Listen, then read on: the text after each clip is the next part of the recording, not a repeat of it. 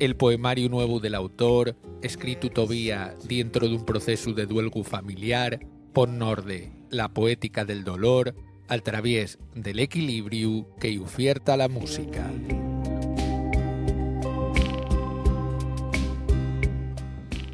Este es mi 11º libro, 5º poemario, y el segundo que surge tras la muerte de mi madre.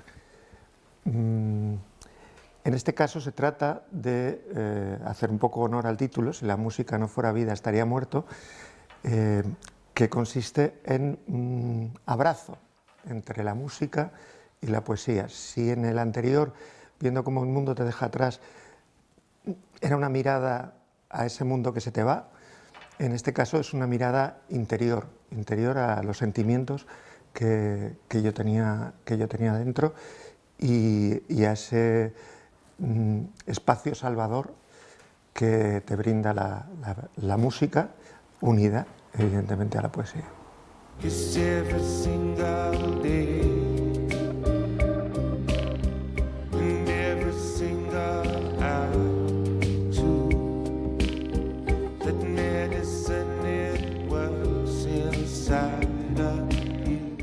Este libro, yo creo que dentro de los 5 poemarios quizá tenga más unidad con otros 3 anteriores, ¿no?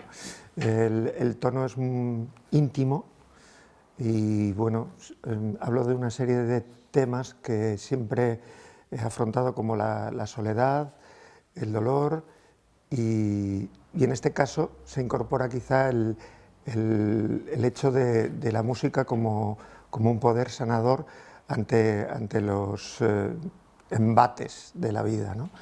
Y quizá yo creo que se parece mucho también a Frontón de la Esperanza, ¿no? El Frontón de la Esperanza era esperanza, desesperanza, y aquí, bueno, quizá no haya tanta visión de esperanza, pero sí al final quieres ver la luz al final del túnel.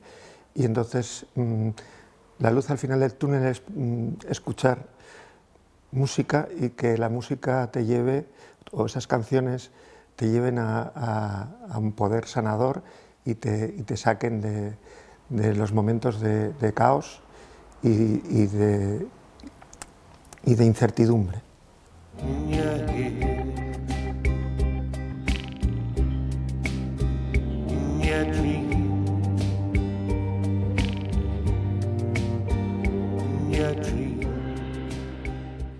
La poesía y las canciones, la música, tienen, yo creo que un punto de unión muy grande. Entonces, actúan las canciones como un revulsivo para escribir. No tiene por qué ser algo que se pegue a la canción. Puede ser, la propia canción te puede llevar a otros mundos. En algunos casos sí está imbricada totalmente, pero en otros pues simplemente fluye por otros caminos. Supongo que esa es la magia tanto de la poesía como de la canción.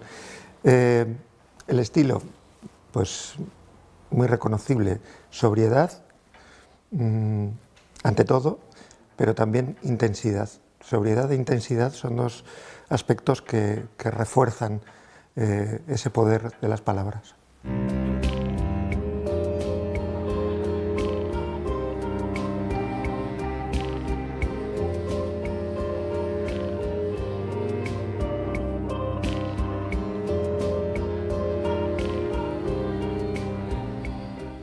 Como decía Paloma Chamorro, somos eclécticos. Y ese eclecticismo en las canciones pues, se demuestra en la lista, ¿no? Puede haber canciones como de Avalina por la noche, que es una canción a la cual le tengo mucho cariño, o puede ser el completo opuesto, que es la de Therapy, Nowhere. Luego hay grupos también que que llevan conviviendo conmigo muchísimos años, como The Sound o los Chameleons, o incluso el segundo álbum de los Secretos, Ahora que estoy peor, esa canción tan maravillosa, el segundo álbum que fue el gran fracaso de Los Secretos. Y todos ellos son como detonantes que actúan para luego poder interactuar con el público, con quien lo lea, que ya sabemos que cuando tu obra va más allá, ya no es tu obra, es la obra del lector.